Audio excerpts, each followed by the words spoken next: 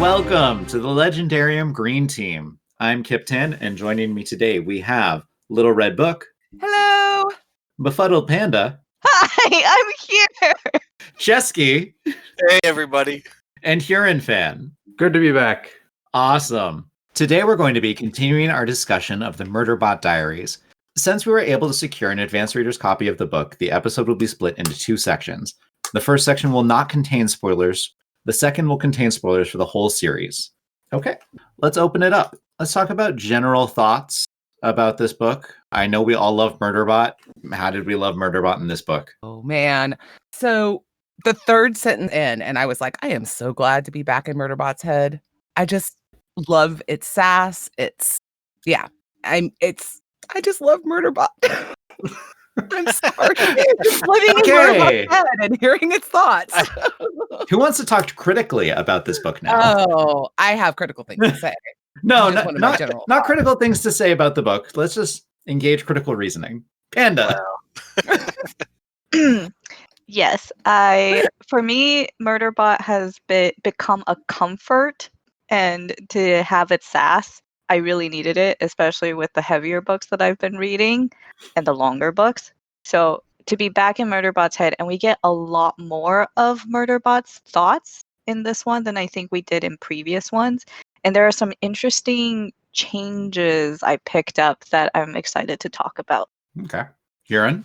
I also am very glad to be back with Murderbot. Overall, I was slightly disappointed, even though I still would give this 4 out of 5 stars, but compared to the rest of Murderbot's adventures, this was a bit of a step back for me. Jesky. So I guess that leaves me. I liked it. I thought I don't know if it was a little too short or a little too long, but I just felt like maybe its size was a little bit off, and that in comparison to the rest of the series, this one feels especially isolated. Like you could pluck it and almost put it anywhere in a different series type. It's very standalone, but not a standalone in my opinion. Like you couldn't actually read it as a standalone, but the story itself could be a standalone story, if that makes sense. I think that's going to be an interesting topic. Yeah. I have thoughts. Should we talk about it then? Well, not yet. Not yet. First, I'm going to go off. I really enjoyed this book. I had to remind myself about halfway through exactly where this book stood in the timeline. And I think that if I hadn't done that I would have disliked this book quite a bit more. Mm-hmm. I agree, because I spent the whole book wondering where we were in the timeline, and it was very confusing to me. Yeah, I'm glad I got clarification at the beginning. I tried not to hold it against the book, but it was difficult. I did go back and reread certain sections of this book, though, and I really did appreciate it on a reread. So it definitely had that going for me. I do think that there's some nice character moments in here. There's some growth. There's a nice plot that threads the whole thing together. There's some mystery. Mm-hmm. Overall, solid book, but I was definitely affected by coming off of Network Effect. Yeah, I definitely was. And I, as I was reading it, I'm like, I swear this is way different than where we're supposed to be. And like, what's going to happen? And then I kept thinking, maybe this is a prequel to number 5, or maybe it's just after, or it's a long time after, and then we're going to come back. And so I did look it up, and I was like, oh yeah, it's a prequel. They told us it was a prequel. Like, I should have paid attention to that more. Yep, they told us that. So it was all me, but yeah. Yeah. No, and I would say that this is not my favorite Murderbot book. I'm not sure which is my favorite, but this is definitely probably a 3.5. But I enjoy Murderbot so much that the plotting part didn't bother me. The problems I had with the plot didn't bother me, if that makes sense. Can we talk about how different it is in terms of structure compared to the other ones? Because this one felt more like, it is a genre book, but it felt more like a murder mystery, and the other ones aren't like that, right? Definitely a murder mystery, yeah. Definitely much more police procedural. Yes. Yeah. I really enjoyed that aspect. It added a destination in mind for the plot, which I don't think we'd had since maybe Exit Strategy. Exit Strategy had a clear goal, which was an exfiltration plan. Right. Okay. Right. And like that was the goal of that book. And through various steps, it happened. And it was great. And then, we go into Murderbot's mind, but that's kind of like a postscript. And This one felt very much, okay, we set up what needs to happen at the start of this. We finish what needs to happen at the end of it. Stuff happens in the middle. It makes great procedural sense. And it fits into that genre. It does. Which is action. It's much more action-y. Ooh. I disagree. No, it's much more Hercule Poirot. Okay. I'm going to restate what I think of as action. But I did think there was some great action. But no, you're right. Red is dancing. Red is absolutely dancing in video chat right now because I said you're right. Not something we get to hear very often. One thing that I thought was kind of interesting about this one being a murder, kind of like a murder mystery genre or a sci-fi mystery genre, is that it showed that, at least to me, like Murderbot can be in any, she can change up the genre of any future books if she wanted.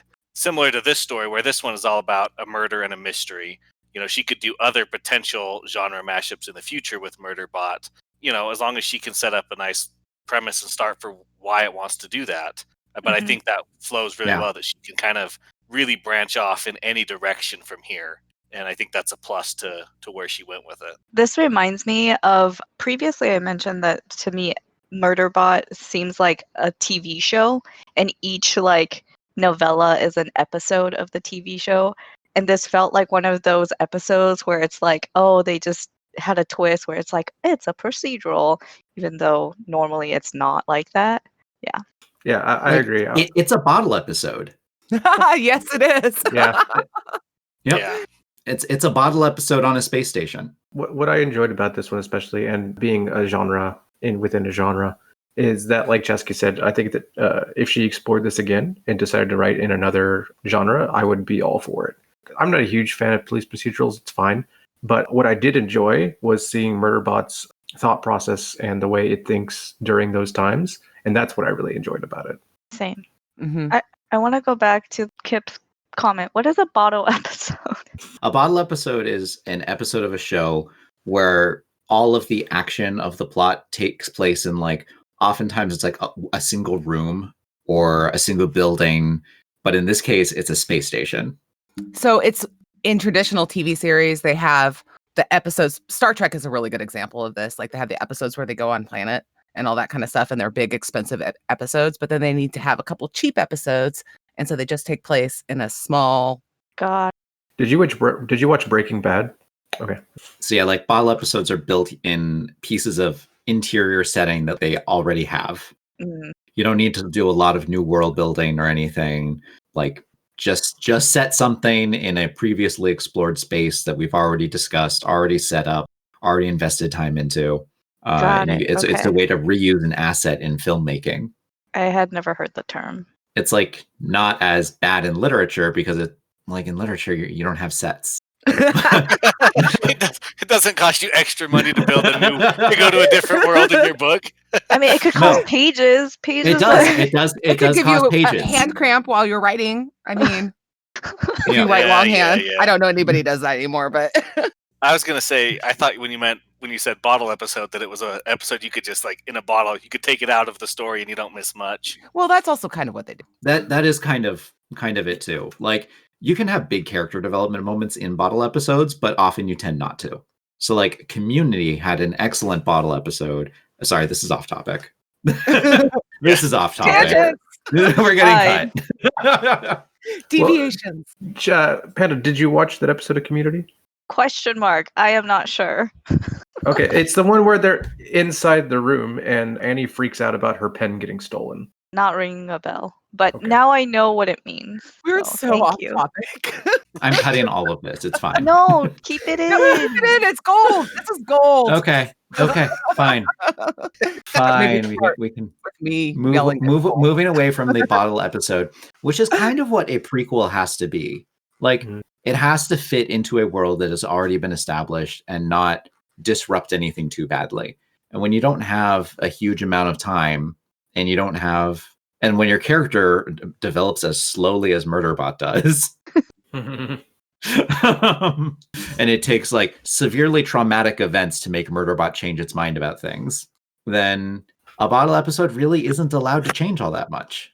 maybe more could have been done if this had been placed in a different spot rather than with 2 books on either side of it. If it had been free number 1, then I think maybe you'd have more leverage or more opportunity for growth. Obviously, if it was the last book, you'd have more room for growth. But I think also placing it between, in my opinion, the 2 best books in the series, with lots of character development in each book, might have not been the best choice. Perhaps. Actually, yeah. I do like the place that it fills in the series. I do like the intermediate steps that it's showing of character growth. I like how Murderbot is able to Murderbot's on a swing of going from like fearing to loving, and it's an intermediate step, and I enjoy it for what it is. Do you think that this could have been read without reading other books in the series? No, I do not, because we do not have enough context, for example, the Corporation Rim or Dr. Mensa, in order to have this stand on its own. Yep. Yeah. This was barely mentioned. You don't have to know about. I mean, I a think little you bit. do. I think you need to know. You need to know why. Oh, sorry. I disagree. You think it can be read alone? I think because it's a genre within a genre that people who maybe are interested in Murderbot, but they want to get a entry point in a genre that they're more familiar with. And since it does really fill those beats pretty well, that it'd be maybe with a little more context. I don't think they would get as much enjoyment out of it.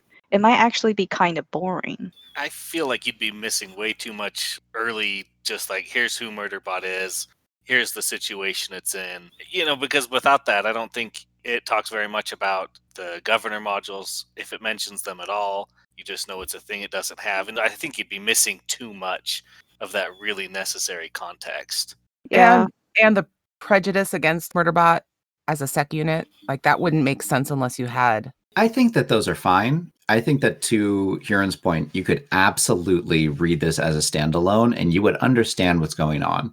You wouldn't have a level of emotional connection, though, to what's going on. We're really invested in these characters at this point. We have understandings about just how brutally awful the Corporation Rim is. We know things like that.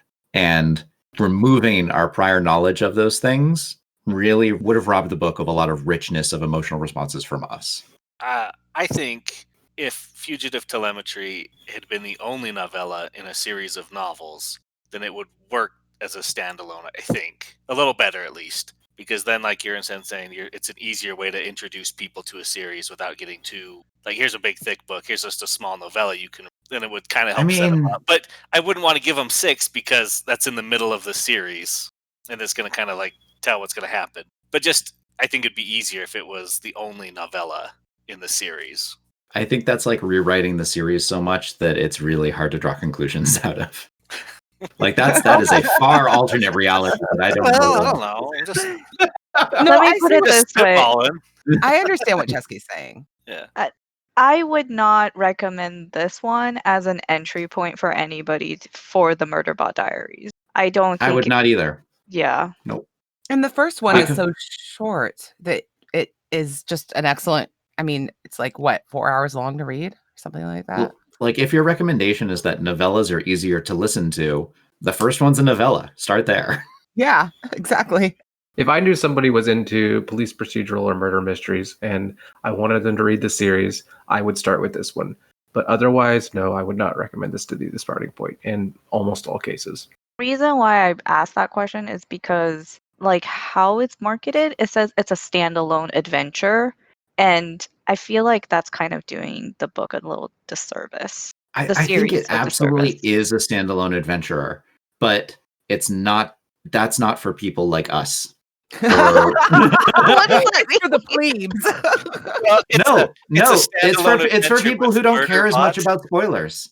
It's for people who don't care as much about spoilers. I don't care about spoilers, and I still wouldn't start with this. I think there's a difference between just saying it's a standalone book and saying that it should be your starting point. Yeah.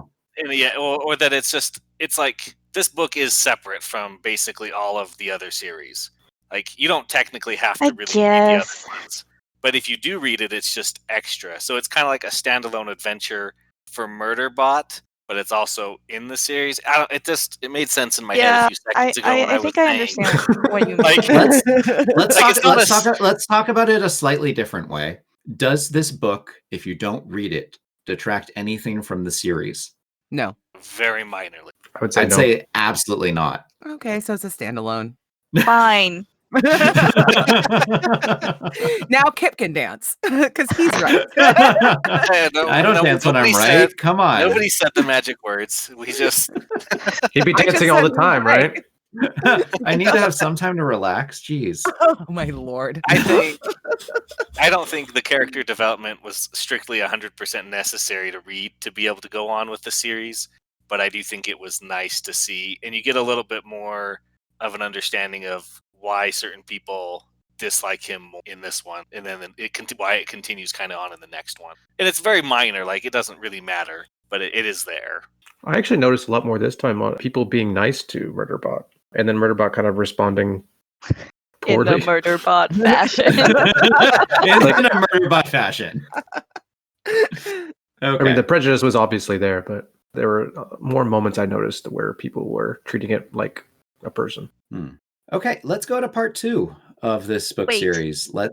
Oh, Sorry. you got something else? Yeah, like, so I think what we're all saying is, oh my god. I cannot keep a straight face. So what we're all saying is that our recommendation would be that book 6, Fugitive Telemetry, is something that you don't have to read. Like, don't start with this one, and you don't necessarily have to read it, like, to enjoy the series. But if you really like Murderbot, then do read this book. And read it right after book 4. Yes. And read it after book 4. I would say you don't even have to love Murderbot. You can just like Murderbot. Yeah, you can just like Murderbot. Read this after 4. You'll be very happy and you won't notice anything wrong. Right? So like we all did. We recommend this book. We recommend this book. Yep. Yes, 100%. Yeah. I recommend it. I absolutely recommend this book. There's no way I'm going to read this book again. I'm going to read it like 3 or 4 more times. I know that. I'm so excited for when the audio comes out and I can listen to it while I count money at work. I love the audiobook narrator. He is great. He's really great. Okay. Let's move on to full spoilers for the series, for the book. Every book that is available. All of them. So if you're not interested in those, including Network Effect, shut us off, come down. Yes, including Network Effect. Okay. So let's actually dive into what happened in this book. Mystery. There was a saboteur. There were refugees. There was an escape attempt. There was a takeover mid-flight using a safety bubble. There was, and then there was a combat unit throwdown. Though only one combat unit.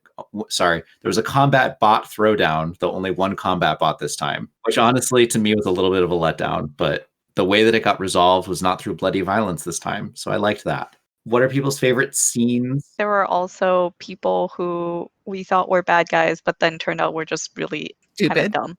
They weren't stupid. They were just. They were. Well, they were dumb. It was the people who held them at gunpoint. I don't think that's stupid. I think that's just they panicked. Yeah, they were panicked people. Yeah, especially they come from like some of the lawless areas. Yes, incompetent as well. I don't think it's fair to judge them like that. I think based on where they come from, that makes complete sense. Where like they explain themselves pretty well, in my opinion. Okay, I can see it. I think that they were incompetent, but their explanation makes sense. But it doesn't make them not incompetent at what they were doing. Corporation Rim is a horrible place, and it encourages horrible behaviors. I thought until Murderbot found the transport where the murdered person was actually murdered before it was moved, I thought until that point the book was kind of boring.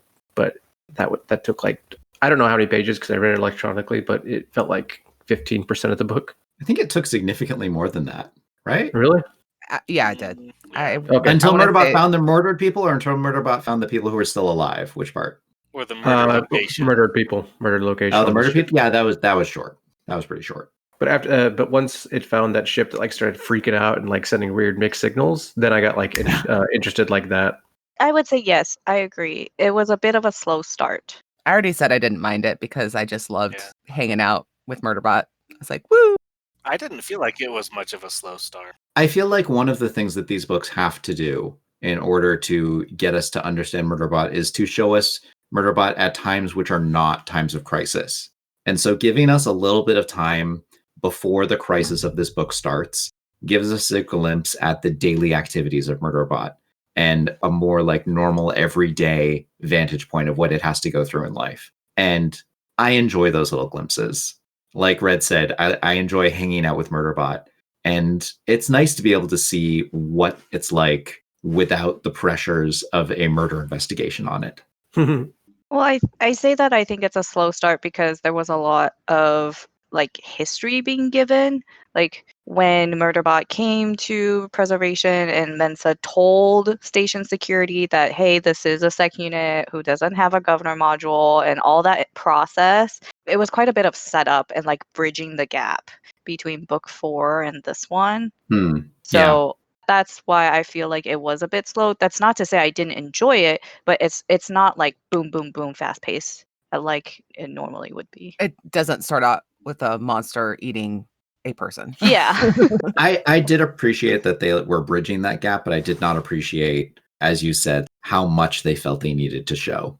That's why I think the whole standalone thing, it kind of works against this book a little bit because there was more explanation given to really make it more standalone.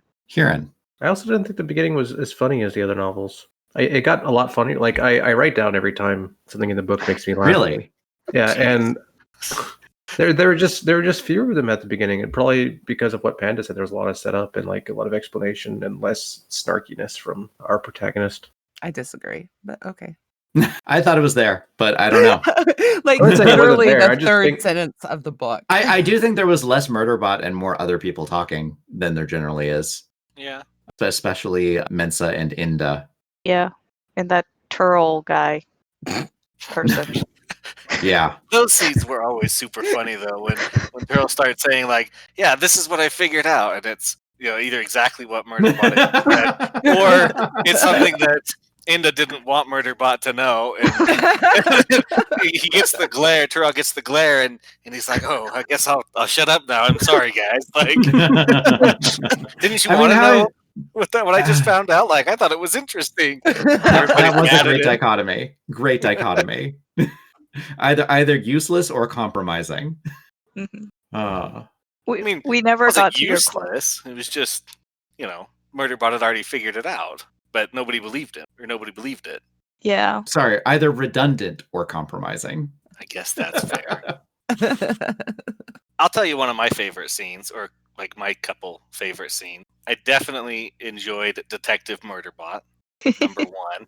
That's his new cap, and if every new novella he wants to pursue a new career, I am totally down for it, doing whatever. But I loved that they're able to bribe Murderbot by taking him to shows or like plays and musicals, and he loves them. He hates people, but he loves watching musicals and plays and things. And he's like, "Oh yeah, like you could take me to that thing, and I'll go with you, but just this once."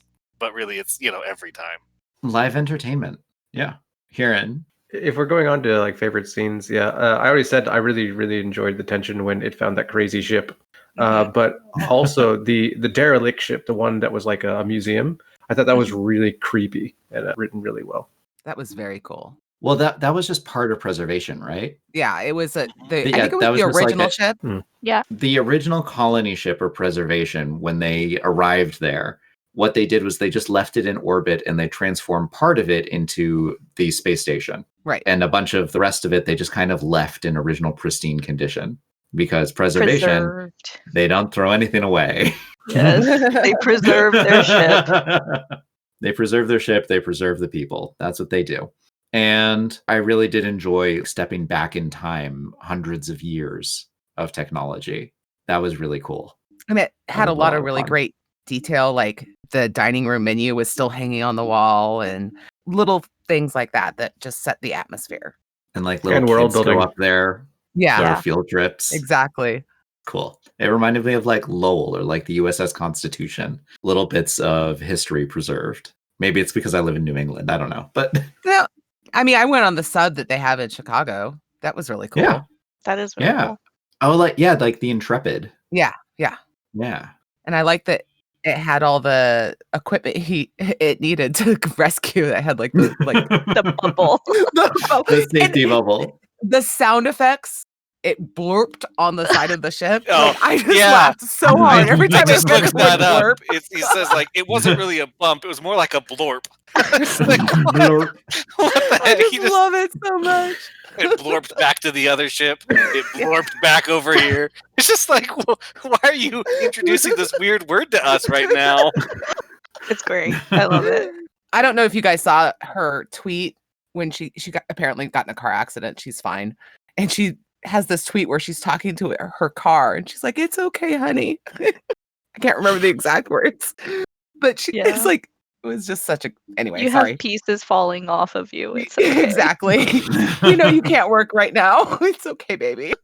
Anyway. So my favorite scene was the final confrontation between Murderbot and Balin. Balin. I'm going to say Balin. And Balin was a combat bot. And there's a moment during the fight or after the fight, where Murderbots, might even be before, honestly. Somewhere around that fight, Murderbot goes through a quick rundown of how Balin, as a combat bot, was only capable of doing the basics of attempting to conceal a murder. Wasn't able to plan all of the contingencies, wasn't able to get away with the perfect crime, even though it came equipped with murder devices and trace removal fields baked into its hardware. That distinction, that classification between just a bot and a construct like Murderbot, it just keeps getting brought up. And this time it was in Murderbot walked into that confrontation with no regrets, but also a level of suicide.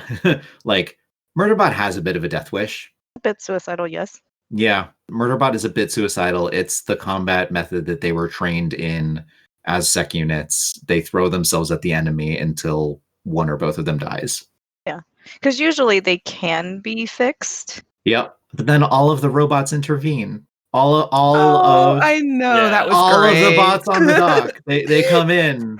And see, Murderbot Jolly baby. Jolly baby. I love Jolly that. baby. I love that. The thing that's interesting is that Murderbot is very skeptical about the freedom. I'm using air quotes for you people who are listening. She is, I can confirm. That they give the bots on preservation, and that whole scene, like the bots are like, this is our home. We're going to defend it, which kind of that was our friend. Yeah, exactly. And I just thought that was a really cool resolution of its skepticism about the whole freedom thing. Yeah. And Murderbot And also during that fight has no idea if Balin and the combat bot are different bots. Yeah. Has no idea. It could have been one bot just presenting a facade, or it could have been Balin could have been just like a second bot that was hiding the true combat bot underneath. But if you live as a bot for 25 years, aren't you true sentience? Aren't you an individual? Then if you just get erased one day? Yeah. Well, that was kind of a tricky thing because its secondary procedures just got brought to the top again. Well, right? Murderbot doesn't know that. We don't know. We know that, but I don't. No, think we don't. Murderbot... We don't know. I think we do. I think it was pretty explicit. Yeah, it was pretty explicit that he had one job was to be a fake kind of loader for the most of the time, and he had the second set of directives. Then his first corporation went bankrupt, and so his second directive never got activated. He just kept being his own self, the Balin. Yeah.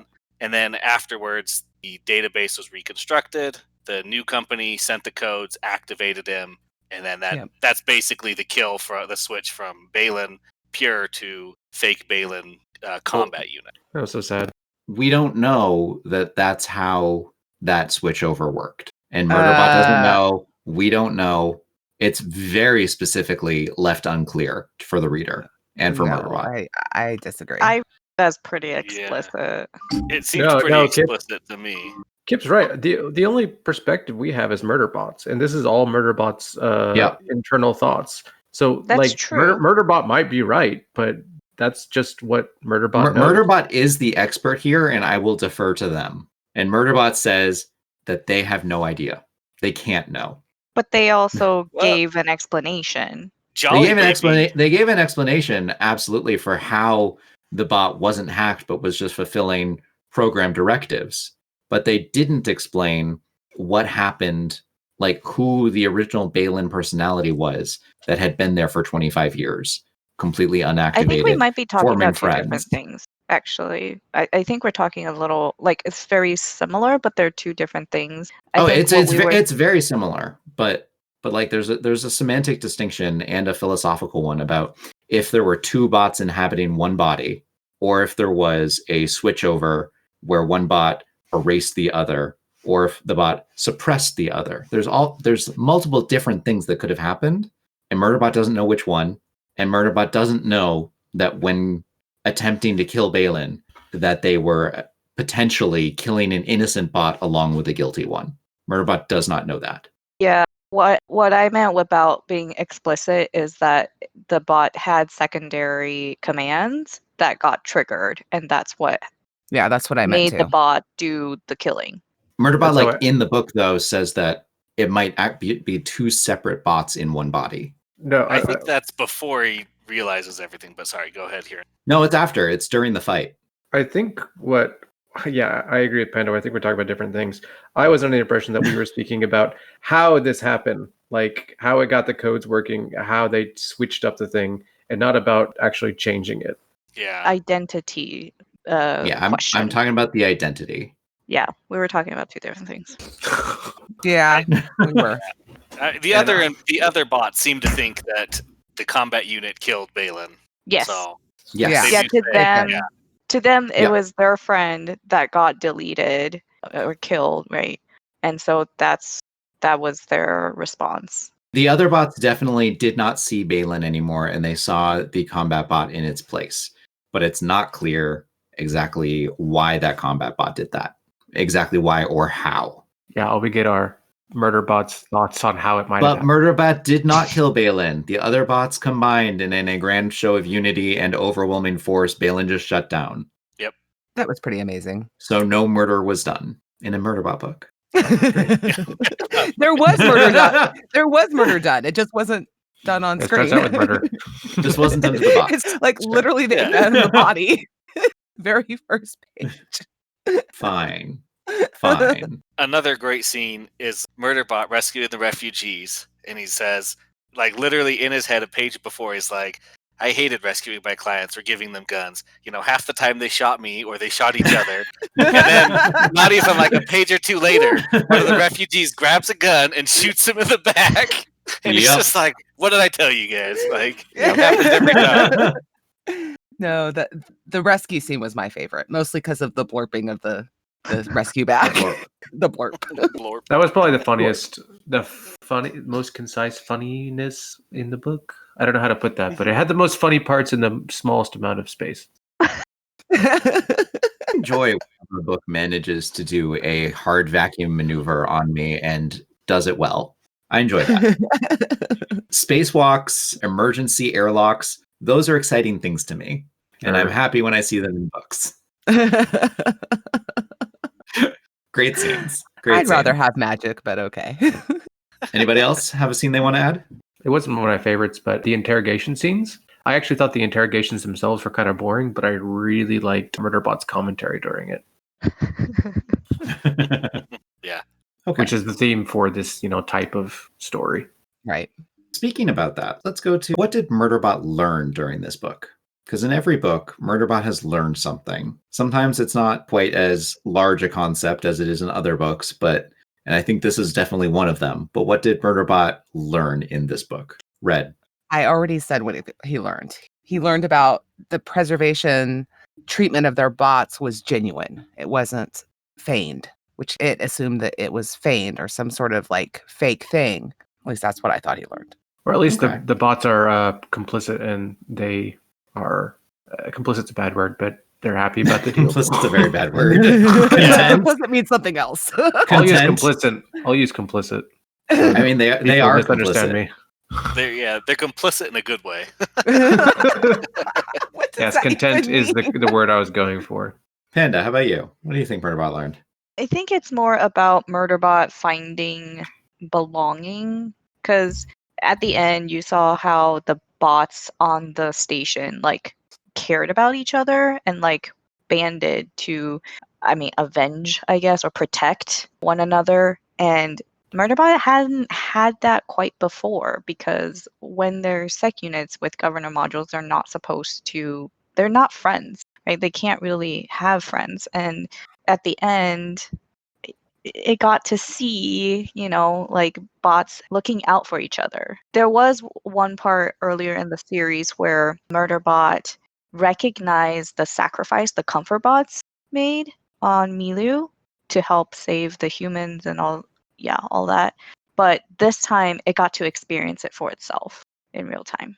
I think with Panda's note and with Red's note, these are things that have already been explored in the Murderbot series to some extent. I mean, I think it's been expanded upon, but I agree. You mean like in network? I think in network effect more so, but that one is. We have Mickey. We have Mickey in the third book. Dog. And Dogbot. The dog bot.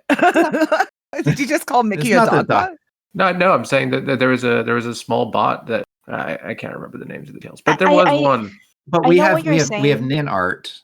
Like I agree with Hurin that these are topics which have been covered before. So what I think that Murderbot actually learned in this series is how to interface with other members of the preservation staff without Mensa.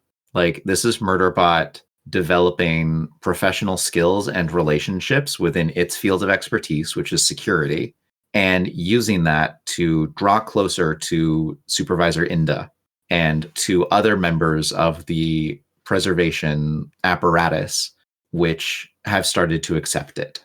And I think it's those building of relationships inside of specifically Preservation Station, which is like a very limited scope. I get that. But everything's got to start somewhere. And this is where that starts. For the listeners, I'm giving a thumbs up. I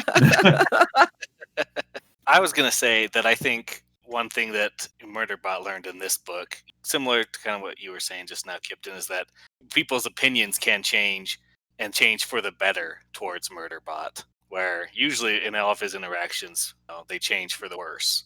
He meets them. I wouldn't say in all. I said most, but okay. I think like 95% of his interactions with people before this book, aside from like our main characters, people are like, oh, and then they learn he's a sec unit, and then they immediately become distrustful or scared or afraid of him. And he learns that people like I'd say that like since for every book, there's been someone who has come to Murderbot's side, and not just our main characters, but other people too. There's been Art, there's been Donna Bean, there's been Mensa, there's been Pinley and Gurathan. That's her opinion has never wavered, though. Well, I'm saying Mensa was the first book person.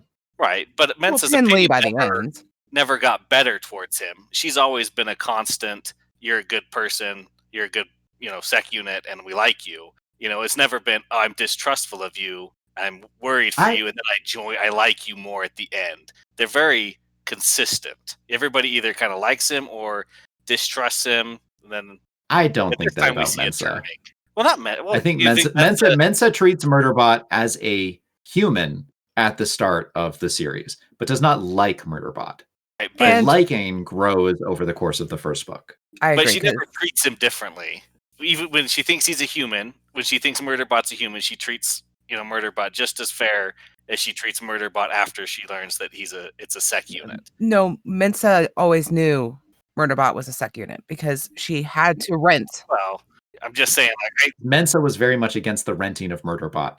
Yeah, that was the whole thing in the first book. Been a while. I'm just saying that I think that we see people's opinions change from bad on the bad side of my intentions towards you more to the good. Now we have seen it before, but I think on this one we see it a little bit more. And we also see that, Murderbot is not always 100% right. And he knows it now, too.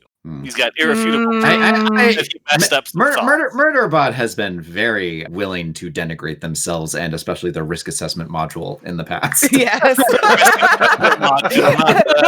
Murderbot always makes the best decisions according to that, right? He actually, at one point, says something along the lines of, it knows that it's irrational and it wish it wasn't as irrational as it was. Something, I can't remember the exact quote. Oh my god. Never mind. I'll think of it I'm later. so glad you shared. I hate you so much, Karen. Karen with the Karen's channeling his inner Karen needs Murderbot. to play some more D&D so he can say weird things. Okay. I Like, think I'm we're gonna have pretty to good. I Google think this. we're pretty good. Any final impressions on the book? I have a lot to say. You have a lot to say. You've been so quiet. It's hard to get a word in. Panda, There are Raise your hand. yourself. It's been working great for Karen. So yes, I do have quite a bit to say. What do you want to say, Panda? So there's, I feel like there's been more. Okay, the growth that I see in Murderbot here is that it is relying less on some of the things that we saw in the previous installments, where when Murderbot gets like anxious or upset, it just like puts on its shows to watch. We don't get as much of that in this one. Like, we don't get very much of Murderbot is watching Sanctuary Moon or Murderbot is watching whatever, right? There's a mention, a couple mentions of it, but it doesn't actually watch its media. And it's been very focused on the task at hand and figuring out the murder mystery. So to me, I think that's a bit of a growth where it's developed more like Resilience. what's it called? Resilience, yeah. And it's picked up more on body language. Especially the first few pages, we get a lot of, it's like Murderbot and Mensa have this unspoken language that they're able to communicate. It makes comments about, that glare from Mensa, this is what it means. She folded her arms, or she's, this is what it means. Like, there's more familiarity that's developed between the two of them that I really liked. Yeah. And Murderbot is a sensitive person. When Inda says, like, to Mensa, just because you're accustomed to using a dangerous weapon doesn't mean it can't turn on you or harm others. And Murderbot's response was like, okay, wow. But it wasn't like it hurt my feelings or anything. Not at all. I was used to this, completely used to it. And that was total sarcasm. Like, right? Which makes me wonder, and I think we may have mentioned this before, how does this book translate to other languages and other culture? Because there's so much sass and, like, I don't know, American culturalism, the way of communication in it. So I just wonder. They And translate it very carefully. Hopefully. I also thought it was interesting where DNA was specifically called out to be not a form of verifiable ID. Like, Yeah. it's full body scans were more accurate, and I thought that was great. It's just like, yeah, It's true. It's true. And they're already doing that. Really?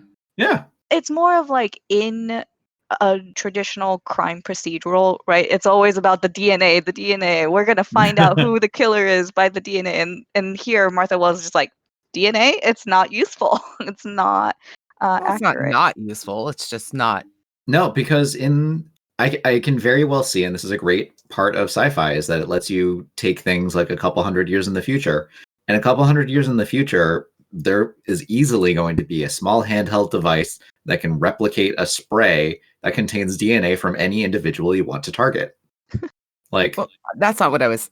any spy would be able to get access to that. And not just any spy, but like any doctor probably. Yeah, I mean, what I meant by not useful is like you can't identify the killer's identity Right. via Right. a DNA match, or even like the dead person's identity. And then there was another part where Murderbot was asked by station security to share its name to put on a public feed, Oh, yeah. the public feed ID. And that was a very interesting moment because you see Murderbot's thoughts where, I don't want to give them my real name, which is Murderbot, for obvious reasons, but it could have picked any other name and it considered Rin, right? But Yeah. it chose Sec Unit. And that was very interesting. And I guess, like, why do you think Murderbot chose Sec Unit for its name? I think that's an example of Murderbot showing us exactly how far it hasn't come. Really? Yeah. Yeah. I agree. Because I think it had to do with the fact that it's not ready to let other It's people not- see itself. It's not ready to display its chosen name yet. Right, exactly. It's not ready to. So it's going to use a default until it comes to a more long-term agreement on what it's going to be, on what the name is going to be. Hurin. I think it was an FU to everybody who treats Murderbot as a sec unit Murderbot. I think you can have a 2-for-1 in that. Yeah. Like, hey, you guys are just going to see me as some. You guys are going to see me how you want. So you know what? I'll give you the name that you're expecting. Yep. Interesting. Okay. I had a different take on it, but I can definitely see like the reason you guys have given. My take on it was that, and it's probably wrong. It's probably right. Thanks, Kieran. Sure, you're nice to Panda, Hurin. Because one of the things that, I mean, Murderbot even made the point, like, it grew its hair longer to not look like a sec unit, right? It did all these modifications, but it still chose to use sec unit as its public feed ID. And I chose to read that as it's accepted itself, like, I am a sec unit. I don't need to hide. And you're going to see my name as sec unit, and that's what it is. That's who I am. So, yeah, it's interesting. We have different takes. I'm going to be honest with you. I think you're wrong. Thank you. I take back what I said. Thanks, Kieran. I think it could be a bit of both, to be honest, because that would be like me making my feed human or something like that, but not willing to let people in. So I can kind of see where you're coming from. I think you're mostly wrong, but I think you might be a little bit right. Be wrong. I can We need- definitely be wrong. We need More like Chesky's opinion. Murderbot's last name, Murderbot's. I think more along the lines with you, Panda, that it's a little bit of Murderbot kind of a little maturing, but more I think it's just, I don't want to give my own name. That's going to be too scary. So it chose sec unit because that's kind of like, that's who it is. Like deep down at heart, it is a sec unit. It'll always be a sec unit. Even with the modifications, Murderbot is still a sec unit, just like I'm still a person no matter what I change or, happens to me. So by going by sec unit, it's putting it out there. I'm a sec unit.